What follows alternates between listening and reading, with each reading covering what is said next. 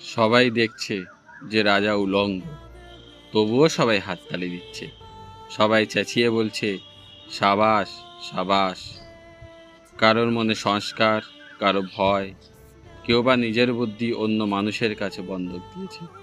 কেউ বা পরান্নভোজী, কেউ কৃপা প্রার্থী, উমেদার, প্রবঞ্চক। কেউ ভাবছে রাজবস্ত্র অতীব সূক্ষ্ম, চোখে পড়ছে না যদিও, তবুও আছে। অন্তত থাকাটা কিছু অসম্ভব নয়। গল্পটা সবাই জানে, কিন্তু সেই গল্পের ভিতরে শুধুই প্রশস্তি বাক্য উচ্চারক, কিছু আপাদমস্তক ভীতু ফন্দিবাজ অথবা নির্বোধ স্তাবক ছিল না। একটি শিশুও ছিল, সত্যবাদী, সরল, সাহসী একটি শিশু। নেমেছে গল্পের রাজা বাস্তবের প্রকাশ্য রাস্তায়। আবার হাততালি উঠছে মুহুর্মুহু, জমে উঠেছে স্তাবক বৃন্তের ভিড়। কিন্তু সেই শিশুটিকে আমি ভিড়ের ভেতরে আজ কোথাও দেখছি না। শিশুটি কোথায় গেল?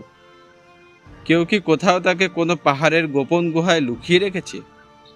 নাকি সে পাথর, ঘাস, মাটি নিয়ে খেলতে খেলতে ঘুমিয়ে পড়েছে কোনো দূর নির্জন নদীর ধারে, কিংবা কোনো প্রান্তরের গাছের ছাওয়ায়?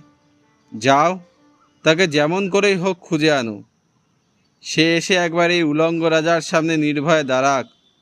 সে এসে একবার এই হাততালির ঊর্ধ্বে গলা তুলে জিজ্ঞাসা করুক, রাজা, তোর কাপড় কোথায়?